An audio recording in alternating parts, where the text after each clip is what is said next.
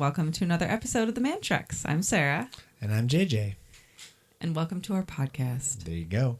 It's so funny because we recorded last week's podcast late and this week's podcast on time. And so it feels like just days apart. It's like we just did this. And so, we really did. But I actually found some great stories, so I am ready to dive in. And actually, it's so funny when we are coming up with topics and like, all right, what are we going to talk about this week? It's just some weeks you just are like, yes, let's talk about that. And so I'm actually really excited about like our big topic for after the break. We're going to talk about aging. And I think that's going to be a really interesting conversation. And so because we're aging, right? Yeah, because we're aging. No, I think actually we have a healthy perspective that's important, that could shed some light. But before we get to that, let's start with the goofy. Are you ready for the news desk? I am ready for the news desk, but I usually approach the news desk. There we go. So. I was like, I can't remember the words. What do I say? All right. So this article comes to us from UPI, and a pumpkin spice pundit is thought to taste test fall treats at Trader Joe's. Yes. So a financial advice website, is seeking a pumpkin spice pundit to make $1,000. I want more than $1,000. By taste testing and reviewing the autumn treats available from Trader Joe's. I mean, dude, sign me up. Trader Joe's usually has some pretty good seasonal. So Finance Buzz announced that it's looking for someone to taste and evaluate all the fall-inspired Pumpkin Palooza foods at Trader Joe's. So this person will be asked to review Trader Joe's products, including pumpkin waffles, cinnamon rolls, and more than 20 other pumpkin-flavored foods and beverages. I mean, sign me up. I love it all. I mean, they're just so yummy. And I like cinnamon rolls. I like all the waffles. Bring it on. I could do this. So the selected candidate for the side hustle will receive a $500 Trader Joe's gift card to pay for the treats, as well as a $1,000 payment. Oh, I like that a lot. Mm-hmm. They're not just Hey, they're still accepting applications through the 6th, so you could absolutely apply. Oh my gosh, that's the best thing ever. Is there a Trader Joe's around here? Yeah, there's one on 28th Street. That's where I got a bunch of our date night supplies. There you go. Okay, man. Yeah. Let's go. I want to do this. Yeah, so sign up. I will. Oh, I'm going to. That's going to be great. Oh, delicious. And that is the end of the article. That's it? So they're why do they want this person? I don't know. I will write the most eloquent reviews they've ever had. You'll be a perfect pumpkin spice girly. I am a little bit biased though, because I just love all that stuff. I know you do. Yeah, I'll put on my Han Solo outfit. My little puffy sweater vest and my white a puffy sweater vest. Yeah. It's just a regular vest. Well, but the girls who wear the Han Solo outfit, right? They're wearing a puffy blue sweater vest, right, on a white shirt with skinny jeans and boots. Is that not the look? No. Oh, I thought that was the look. It's not. Well, what do I know? I'm not a style person. I'm a taste person. You're a pumpkin spice person, apparently. I deserve this opportunity, and I would be happy to accept the mantle of buying $500 worth of junk food at Trader Joe's that's pumpkin flavor. That's true. That does seem fitting for you. That sounds amazing. Sorry, I know we were going to try and be healthy this fall, but I'm going to go in a different direction. That's why I'm not applying. I love it. What do you have? All right, giant baby Jesus statue in a church in Mexico has gone viral on social media due to its resemblance to various celebrities. Oh boy, okay. So first, actually, I'm going to awkwardly turn the computer so you can take a look at this picture. It is it is exactly what it says, a giant baby Jesus statue. So at the front of the church, rather than a cross, you know how those giant crosses that fill up the whole front, they have a cross-sized baby Jesus. Like from a manger scene, right? He's got the little diaper loincloth thing, and it's a little naked baby, but it's huge. I mean, we're talking about like a 12-foot statue of a baby. But guess who I'm going to show you the picture, and I want you to guess what celebrities people have been comparing him to. Ah! So that's the giant baby Jesus statue. Oh my gosh, my nightmares looks like Nicolas Cage. Yeah. Wow. Reddit users shared an image of giant baby Jesus statue in a church in Mexico. Some commented that it resembles a number of celebrities. So it has brown hair, fair skin, blue eyes, and some people said, I think this looks like Phil Collins. Jesus knows me and knows I'm right. Jesus. Imagine being a Viking and sailing to England to plunder silver, only to find a 4.5 meter tall baby of Phil Collins. It's horrifying. Oh, It's the stuff of nightmares. Some used Bible verses to attribute the statue to Collins. Look at me now, for I will always be here, and you coming back to me against all odds is the chance I have to take. Collins 3:16. Oh no. Some said it looks like Elijah Wood as Frodo Baggins in The Lord of the Rings. Comparison to Nicolas Cage were also not to be left out. Well done. You picked one of the three. I just can't unsee it. It's just terrifying. I can't. It's so fascinating. So it's like, it's creepy. Well, why would you do such a thing to have a giant baby Jesus? Yep, and the head doesn't look like a baby. That's the part that's weird. It's like just a baby body with an adult head. Big diaper baby. Like, I can't. I just like the baby Jesus. I just Bobby. What's his name? Talladega Nights. I've never actually seen the movie. Bobby Knight? No, that's not right. That's the guy from.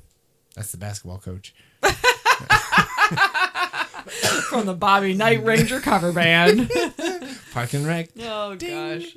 But anyways, there's a church that has, it's got to be at least 20 feet compared to the little, there's like a person standing next to it, and the lady standing up doesn't come up to the knee, right? Wow. So assuming she's at least 5 feet tall, there's at least 3 or 4 of her. Yeah. And this is a 25-foot statue. And I'm just baffled. I mean, I've seen a lot of different churches with different types of imagery, crosses and crucifixes. And there's a reason you don't see that, though. that's horrifying. How can you worship in that place? You can't. Also, why is it a chubby white baby with blue eyes? It's Italian Jesus. It's just very upsetting. It's terrifying. Giant baby Jesus statue. Wow. Phil Collins and/or Nicolas Elijah Cage Wood. and Elijah Wood. If all of them had a baby, it would look like this. Please don't all of them have a baby. Okay, so my article is a little less terrifying, but still terrifying. A French museum invites naturism exhibit visitors to disrobe. No. I already hate it. A French museum announced members of the public are invited to view its exhibit on naturism while wearing nothing but a pair of shoes. I saw all the nudity I ever want to see in the open ceremonies of the Olympics. Like that man all dressed in blue. And it's like, I didn't watch the opening ceremony. Nope. He wasn't even naked. So it says Marseille's Museum of European and Mediterranean Civilizations, or MUCUM, said nude patrons are being welcomed That's to peruse. the worst acronym I've ever heard. I know. Peruse the Naturist Paradises exhibit in the nude on designated dates once a month during a time the facility would normally be closed. Oh, okay. All right. That's fine. I mean, it's still weird and gross. Maybe I'm just being closed-minded, but I just don't understand nudist thought. It's like, no, put some clothes on. Apparently, if you go to this exhibit, you might. The nude museum visits are being organized in partnership with the French Naturist Federation. Naturist Paradises features hundreds of pieces of art from naturist communities, including paintings, sculptures, photographs, and films. Wow. It was only natural for the museum a social museum based in Marseille to explore the singular and unifying social phenomenon that is naturism. Or naturisms, because there are different types. Oh, there's what? I don't get it. I think there's only one type of nudist. It says the museum's visitors will be required to wear shoes inside the exhibit. It's to avoid getting splinters, officials said. Wow. And that's why we wear clothing. There is a modesty angle to it, of course, but also to protect your body. Humans have very sensitive skin, especially in certain places. Oh my and it's gosh, like we wear it's clothes weird. Not just to cover up, but to protect ourselves. And it's just silly. The Naturist Paradises exhibit at the museum runs through December 9. The next nude tour is scheduled for September 3. There's time. You can go. I will not be signing up for that. I will be over at Trader Joe's. I'm too busy stuffing fully clothed, I hope. Yeah, very fully clothed, yes. Might loosen my belt to get the cinnamon rolls. Pumpkin spice cinnamon boy. roll. But no, I won't be doing that. Do you remember the crazy story about it was like in the sunflower fields, and there were like people who were like taking pictures in the flowers. And it was like, this is a family location. Yeah, Please like, stop taking your clothes off in the sunflower field. I don't know. And maybe, like I said, maybe I'm just being closed-minded, but I just can't get my head around nudist stuff. I don't get it. I don't see the appeal at all. It's not my life, though. Just, this I'm is just life. here to, yep. Sometimes the stories are bad. It's not all good. You know what? as a respected news organization, I just think we have to tell the truth. We owe it to the American public to tell them the truth. They demand it from us. They demand all 12 of them. They clamor. No more fake news from the Mannschrecks. All right, no, I am ready for Sponsor of your life. Yes. What's sponsoring your life? So this is sort of a silly one. It's a little nebulous, but I think it fits. And so I'm going to say sponsoring my life is the 3-part harmonies in music. We had a worship set. This was a holiday weekend this past week, Labor Day and all that. And, lots of people are out of town. And so we were like, well, what if instead of trying to have the whole band, what if we went, and we probably could have, all the musicians were there, but it was like, you know what, let's do an acoustic set and let's just have a keyboard and an acoustic guitar. We did end up having an electric guitar also, but then it was like, let's focus on the harmonies that we can make. And so our worship leader, Katie, she's also a choir director at one of the local schools. So she invited one of her students to come in and like sing these harmonies with her. And it was very cool. And that was just definitely, I don't know, I enjoyed that a lot this morning. It was really fun to listen to, and I think it was really powerful. It's different than your big band worship, where it's like different than the big band thing with the drums and like the big lights and all that. It's more mellow and it's more, but honestly, we have a history of that. And, like in our lives, when we were up in the UP, up at Wesley, we did a lot of that kind of stuff, 3-part harmonies. Yeah, it was a lot more mellow. And so it's been a while since I've done that, and that was really fun to listen to and to be a part of this morning. 3-part harmonies sponsor my life today. Yeah. Nice. Very good. Honestly, mine is so much less exciting. It's just hand-me-down things from people. As I'm thinking about it, like I love the sharing and hand-me-down and, hey, my kid used this, but it's still usable. Your kid can use this type of thing. We had some good friends in Flushing who used to do that for us a lot. And I honestly didn't have to buy a pair of soccer shoes until last year for Amos. Yep. Because of it, which was super helpful. But we're gearing up for soccer this year, and we've got 3 boys playing this year instead of just 2 or just 1. And so I had to do the frantic, do I have soccer shoes that fit every single kid? Yep. And pulled out all the soccer shoes and thought I had one for our oldest, and then that pair was actually too small. Yep. And then growing. Oh my gosh, they grow so fast. So then I remembered, there was one extra pair that I saw. I couldn't remember if they were baseball cleats or soccer cleats, but they were in fact soccer cleats, and they fit. So I was so jazzed. But they came from a friend, and they, I was all gonna look up how much do soccer shoes cost, and it was like, I don't want to pay $30 and all this stuff, but. Nope, super helpful that friends had given us the pair of shoes, and they fit him perfectly. So now we will go into the soccer season with the appropriate footwear. So I was just very excited about that because it is super helpful to kind of, pass that around if it still fits and it's still functional, for your kid, hand it down and, Well, because I remember growing up, I have a cousin who is a boy, and he's 2 years older than I am. So we used to get a ton of hand-me-downs from him to me, and then I passed down to Ben, to my brothers, So that was normal. That was just how it worked. And I think it's a community thing. It's just really cool to like have connections with people where they're willing to share clothes and that kind of stuff. It's better for the environment and better for your wallet too. Well, and children grow so fast. Rarely do they burn through the clothes that you just got them. Yep. Unless it's a hand-me-down. Like I would say by the 3rd kid. A lot of the stuff that we have as hand-me-downs does not make it through Ezra. Nope. By the time it goes through Liam and Amos and Ezra, the knees are running out, But that's normal, Like you definitely do that. But I don't know, they grow so fast. And it's like if you buy them a fresh thing, they've grown out of it before it dies. Yep. So it's nice to be able to share that with someone. Yep. And I'm sure that the people, they've told us, like, here's a trash bag. Thank you so much for taking this out of my house. I'm glad I don't have to try to sell it. I don't want to throw it away. I don't want to donate, And it has been super helpful for us. So, that's Sponsor My Life. That's a good sponsor. I like that. All right. Well, are you ready to dive into our topic? Sure. Okay, so this was sponsored by, or not sponsored by, but sparked by an article that I saw on the Associated Press over on the AP. It's children are using anti-aging products that they see online, and the harm is more than skin deep. So it says. And so Wow. what was really it was this shocking article coming out of Sacramento, California about a 5th grade girl, Scarlett Goddard, who was starting to worry about getting wrinkles. 5th grader. She's 11 years old and she's worried about getting wrinkles. I'm not going to lie. Sorry, 10 years old. I was going to say, I'm not going to lie. I'm not super worried about wrinkles, and I'm 37. So, should I be more concerned about this?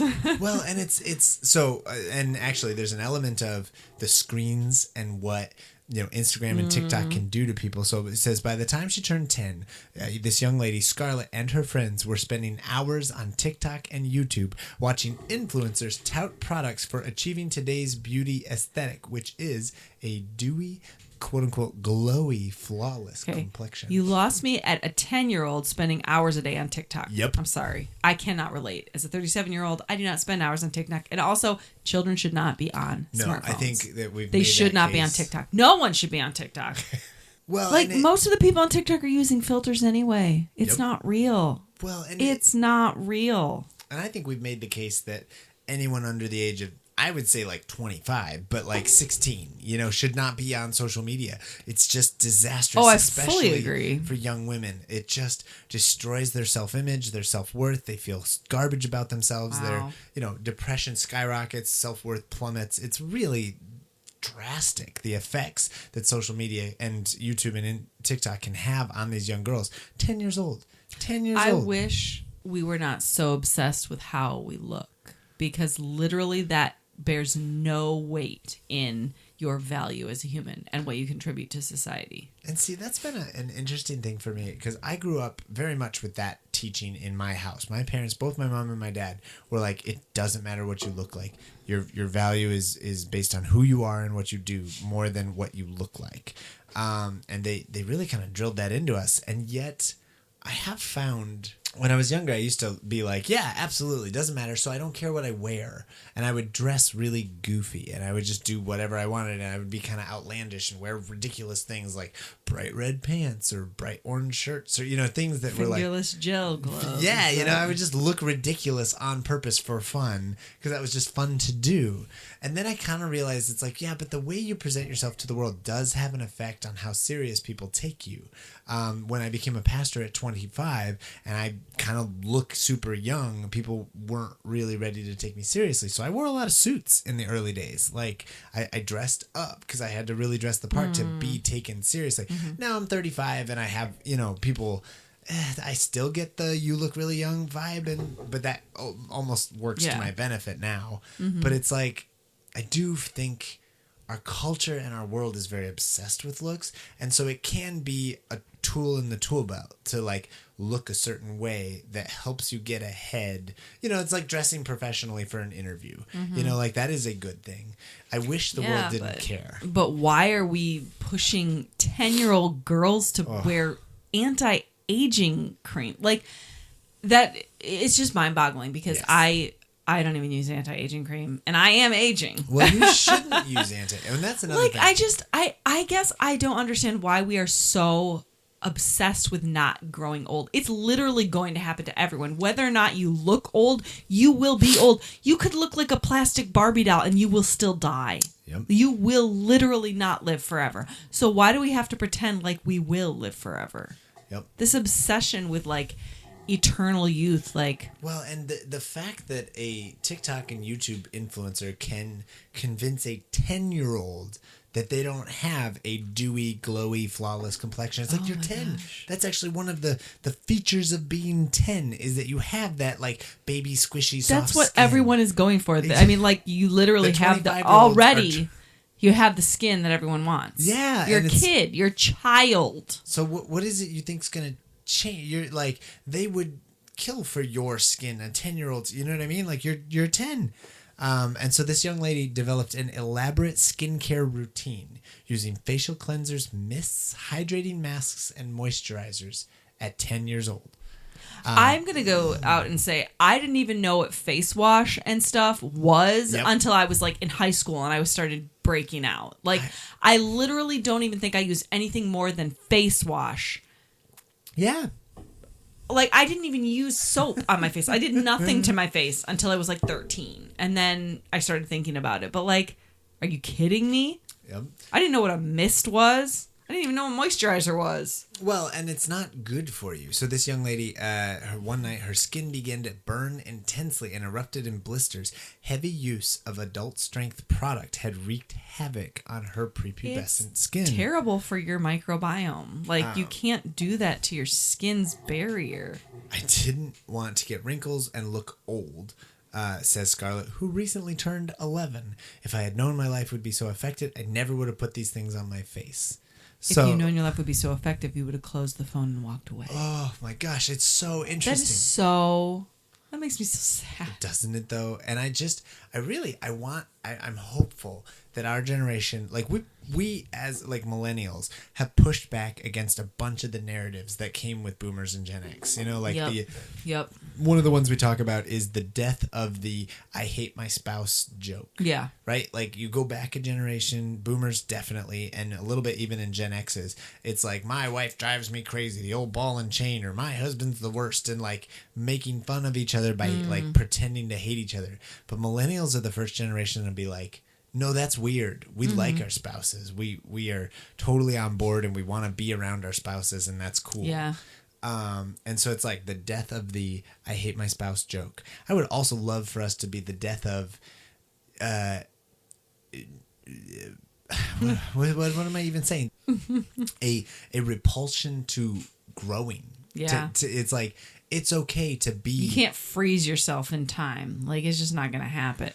And I don't know why we would want to. And maybe it's just because, okay, I am still fairly young, 35, but like every stage I look back and I'm like, I like that last stage, but I like this one better. You know, like but then again, I can't say that I really have like regrets about stuff. Like, of course I'm sad to be like, oh, that was fun that year. I had a lot of fun. We did a lot of good stuff, but like, I'm excited to see what happens in the future. Yeah. Like, our culture is so obsessed with like looking back on the past with regret and like trying to cling to that without being like, but there's good things coming too. Like, you can embrace the future without being like, it's scary, it's awful, I can't do it. Like, just let it happen. I do think with the advent of technology and tech being where wisdom comes from instead of the older generation being where wisdom comes from, there was sort of a spurn your elders thing that happened where it's like old people don't know how to use technology, so we look down. Yeah, they're less than. And that has been an unfortunate shift because it's like you don't know how to use a cell phone, so you must not have wisdom and could help me learn how to live my life better. And it's like, actually, I'm telling you, an older person has a lot more wisdom than Google does. Like, you can learn a lot more from sitting down and having a conversation with someone than you can in all of your Google searches. And I think it's important for the generations, maybe Gen X, but definitely millennials who like grew up with the technology and know how to use it all really well.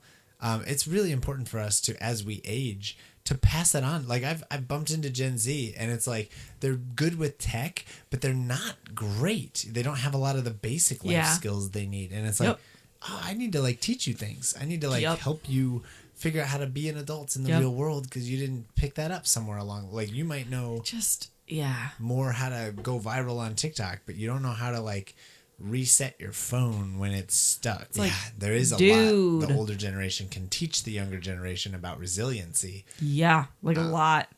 And I think, so Scarlett's experience has become common, experts say. Preteen girls around the country throng beauty stores to buy high-end skincare products, a trend captured in viral videos using the hashtag #SephoraKids.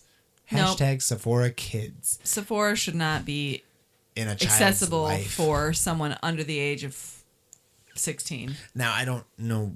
Sephora, is that just a brand? It's a beauty store. Okay, it's a store. It's like, do you know Ulta Beauty? They sell like shampoos and makeup and body products. It's the same type of thing. It's just a higher end, like a more bougie brands type of store. I don't shop there. I have never shopped. I can't spend money on skincare. But that's the thing, like, that bothers me is like, go to these stores, buy all this stuff. You literally do not need to use products on your face. Mm-hmm. Like, you know what cleans? The original cleaner for all body? Water. Water. That's literally what you use on your skin. That will clean. And by using harsh like abrasive things on your skin, it actually like strips the layers away and actually causes more problems. So that's why those companies exist, is because it's like, use our product to clean the acne. Oh, but I have more acne. Well, we'll just so use this moisturizer. Oh, so use this spot treatment. Oh, so use this mist. And it's like, they're making money off of you by making your skin worse. Like, you don't need any of that. And as a 10-year-old kid, you really don't need any of that. Go home, use some face, like just water on your face, and move on with your life. Don't use 19 skin creams and whatever. Yeah, literally, that's the quote. So Dr. Brooke Jeffy, a Scottsdale, Arizona dermatologist, says when kids use anti-aging skincare, they can actually cause premature aging, destroy the skin barrier, and lead to permanent scarring. Apparently, girls as young as 8 are turning up at dermatologists' offices with rash, chemical burns, and other allergic reactions to products not intended for children's sensitive skin. And it's funny because these are adult products, right? They're not intended for kids-sensitive skin. Now, a rational brain would say, don't sell those to children. But you know what's going to happen?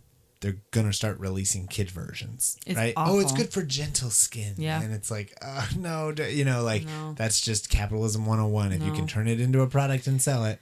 It's horrifying. But more than the physical harm, parents and child psychologists worry about the trend's effect on girls' mental health for years to come. Extensive data suggests the fixation on appearance can affect self-esteem and body image and fuel anxiety, depression, and eating disorders. Yeah. It's all what's the root cause? The social media. Yep. And it's a comparative culture where your value is based on your image, your visual image, and that's causing deep problems. And I just wonder, I think the hardest thing about, as I talk to and hang out with older people in all our church experience and family members and whatnot, what I've really found is that the hardest part about getting older is the body not being able to do what it can. It's less about what it looks like. Yep, and functionally. Yeah. And so it's more about what can I do now, not to keep wrinkles off my face, but to keep so my that I muscles can move strong. around and so that I can still do the activities that I enjoy or need to do. Yeah, actually, that's something interesting because I feel like we talked about this not long ago about how the shift of you need to stop viewing your body as a trophy and more of this is a tool that I use to accomplish the work that I need to do. Who is that? I don't remember, but I saw it somewhere where it was your body is a tool. It's something that you use to accomplish tasks. Yep. I think it was from a Christian because it was in the world to use as God has given you to use it to accomplish your tasks instead of my body is just a trophy that everyone can appreciate. Mama lady? Maybe it might have been her, but it was someone really smart. It's not just something you look at to say, oh, that's such a beautiful thing. We should hold it up in esteem. It's it's not a trophy. Yeah. It's a tool. It's a tool, and so it's you don't need to. It's not about just what your value being. Oh, you can look at them and they're so pretty, and isn't that a good person to look at? It's no, this person is using their body as the tool to accomplish the tasks that God has given them. How are they able to use their body? It's not just something for everyone to look at. And I'm I kind of like that a lot because it's it's so not the way society views appearances and whatnot. Well, and I will say, and I don't want to negate there are some obvious realities of our world. Oh, yeah, obviously. Things are a little easier for pretty people, and that bums me out. I wish it wasn't like that. Yep. But I also am not going to deny it. I'm not going to be no, it's not the way it is. It's not the way it should be, but it is the way it is. Yeah. Life is We live in a broken world. Yeah, where people are, they do elevate and if you got 3 candidates and they're all equally qualified education-wise, you're going to pick the pretty one or the most professional looking one or you know what I mean? Yep. There is a visual element that matters in a way that I really pray it doesn't matter, in heaven or, in eternity, but right now in this broken world we live in, it does show up. So I can understand someone who was okay, my life will be better if I find a way to present myself that is attractive. And it's okay, yeah. But that shouldn't be the focus, and I love that phrase that the body is a tool, not a trophy.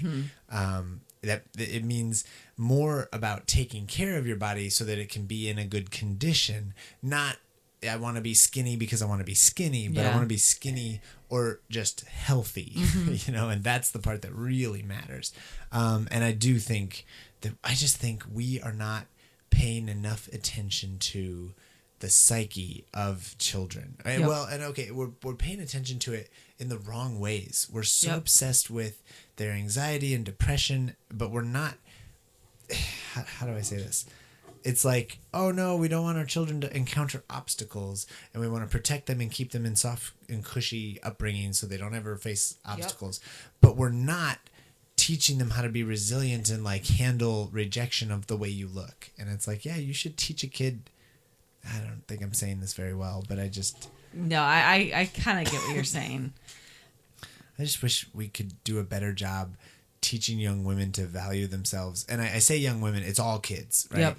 But it's just most That's the topic of this. extreme is the young women. But I mean, she's not even young woman. She's a girl. She's a kid. She's 10. She's a kid, and it's like, man, let a kid be a kid, Yep.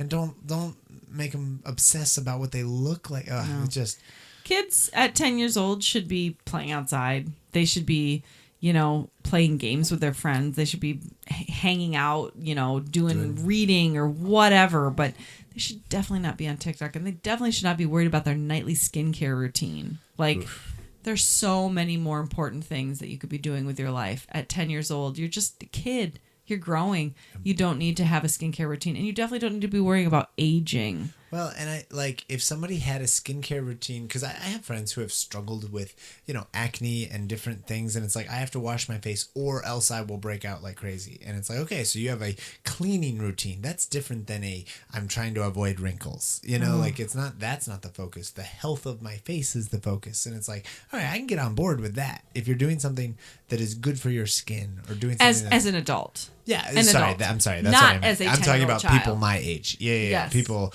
friends I know. Not a 10-year-old child who No. literally just... No, I just can't wrap my mind around it. Yeah, because I had a friend who struggled really bad with acne in late high school and even into college. We met in college, and his acne was so bad that it was giving him scars. Like it would big pimples, but they would like really problematic. And so he had this regimen that he did, and it involved like sun tanning. It was like exposure to the sun clears up his skin in a really helpful way. Because I was poking fun at him for going to the tanning salon. I was like, what are you doing? He's like, actually, this helps my skin.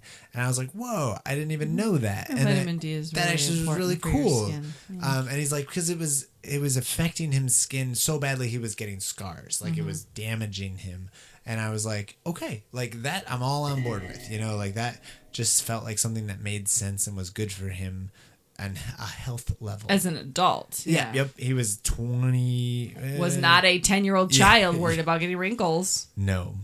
Young girls' fascination with makeup and cosmetics is not new. Neither are kids who hold themselves to idealized beauty standards. What's different now is the magnitude, says Chris Perry, Executive Director of Children and Screens, a nonprofit that studies how digital media impacts child development.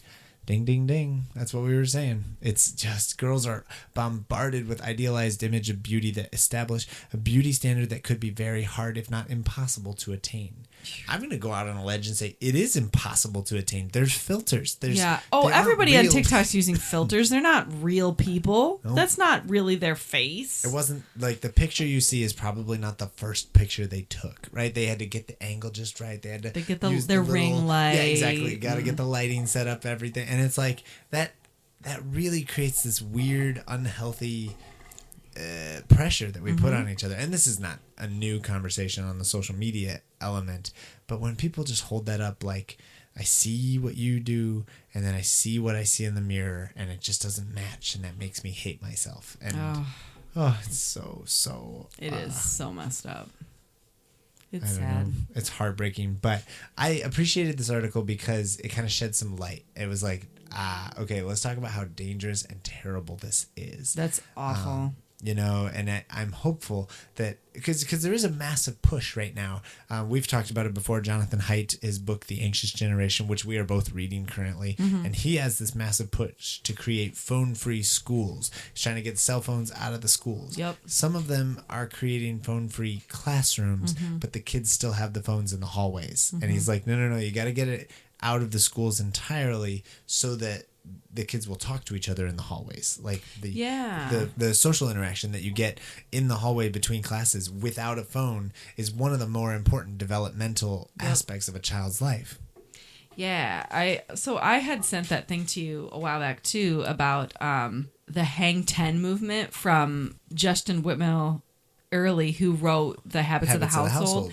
And so he's like part of this Hang 10 movement or whatever. 10. I don't remember and this. It's a set of technology practices for communities, so they're focusing on Christians. Yes.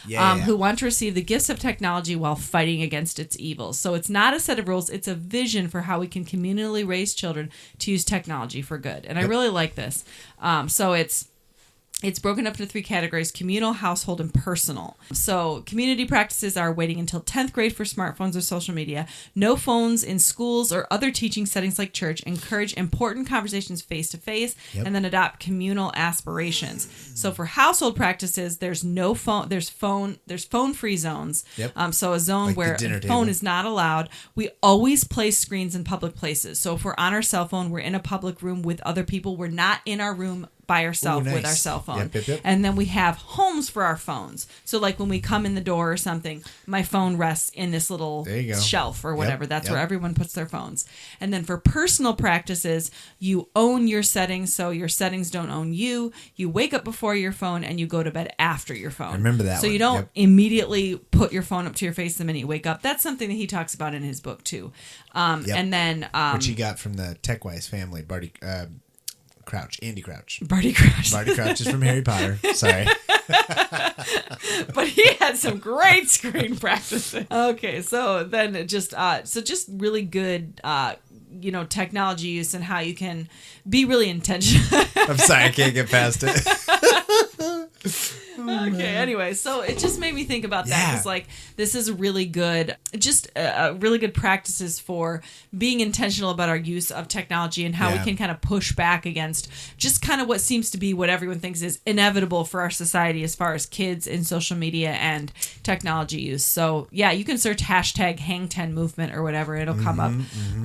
But I thought that was a really good connection, is just keep the phones out of schools, because that is alone is really showing how detrimental it is for kids' development and social interactions, because they're not talking and lunchroom banter or whatever. It's like, nope, everybody's on their phones now.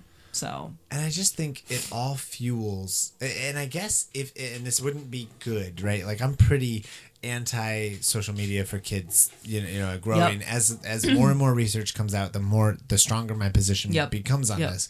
But even if they were watching videos that were celebrating, hey, it's okay to get old. Like, if you're 40 and you look 40, that's okay. That's good. Like if you're 60 and you look 60, or you're 80 and you look 80, like there's this drive to be like, you have to be go.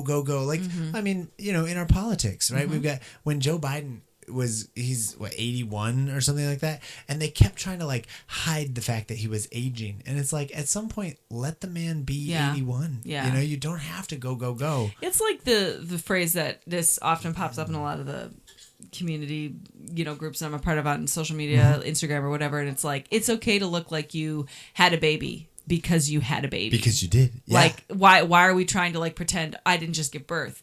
Because I did just give birth. And it is interesting, because it's like we push so hard against the reality when it's like, no, just exist. This is what is. And I don't know, if someone wants to change the way they look a certain way, and that they set goals and they want to work on that, that's fine. But I just think there's a quote from the musician Pink. And somebody was like, she turned 40 or 45 or something, one of those big milestone birthdays. And they were like, boy, how do you feel about the fact that you're getting older and all the new talent's a good 20 years younger than you or whatever? And she had this really snarky response. She's like, I'm one of those people who believes that getting older is a good thing.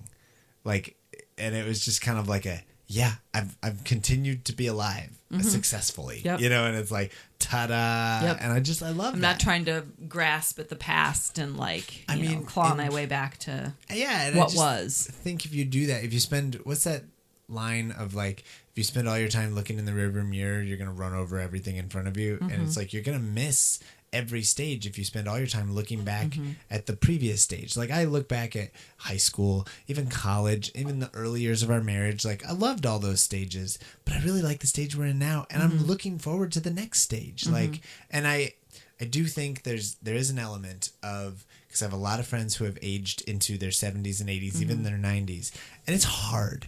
Like I don't want to diminish it. Like there are physical challenges when your body stops working as well as it used to when you're young. So I can understand. Like I wish my knees did what they did when I was 15. You know. I agree. But that's different than like I worry about what I look like. Yeah. It's okay to look old. There's that's normal. Isn't there you can learn. I wish I could remember what it was like. You can learn for the future you can use the past to help you navigate the future or whatever, but you can't enjoy the future by looking in the past or whatever. But like living in the past or something. I can't remember it. That's terrible. That's a terrible. It felt like it. But was it's almost like a thing. it's like you're missing out on what is by living on what was, and it's hard because it's like there are times when I'm like, man, I do remember what it was like to be, 25 and able to do just different, like things affect you differently, but I'm only 37. Like I'm not even 40 yet. It's not that big a deal. Maybe I'll start thinking about anti-aging cream when I'm 40. Maybe. I can't. Don't do it. I don't really think I will care that much. But I'm also not one of those people that was like, oh my gosh, I turned 30, the world ends tomorrow. And I didn't do it when I was 35. And maybe I'll start to do it when I'm 40. But honestly, at this point, it's kind of just like, it's another decade. Like that is one of the things I have found to be very, and this is just a blessing of being married in a committed Christian relationship. It's like, I know you love me regardless of what I look like. And so if I have an issue with what I look like, that's a me problem. You've never been like, you need to look a certain way. Oh, JJ, you should really start using anti-aging creams. Same thing with me to you. You need dewy, youthful, glowy skin. I just don't have the glowy skin. You know? That's sweat. It's sweat. I got plenty of that. That's true. No issues there. But it's more of a, actually, it's to the degree that those unhealthy messages have gotten into my life of like, no, I got to look a certain way and I got to fit into the certain whatever. But that's never been a pressure from you or even the people around me. And it's like, it's really just how much of myself am I beating up myself. Yeah. And I just have to learn to not listen to those voices. And for me, I want to listen to the voice of the one who made me and said, you were made good. And I love you as you are. I didn't make you in a certain shape, like I made you and I care about you. Yeah. Not you fitting into this box that you got from an influencer. Right. Right. So anyways, I thought that was worth talking about. And that was actually a really good conversation. Yeah. So thank you so much. Yeah. Friends, thank you so much for listening. We love just having these conversations. You ready to send us out with the mom joke of the week? Yeah, it's not so much a mom joke, but you told me I should use it because our 8-year-old said it earlier. So I believe it was, what happens when you throw a boomerang? It won't come back. He thought that was fun. He was very pleased with it. I felt like there was some other kind of joke in there, but for the time being, we'll take it. Yeah. So. All right. Bye.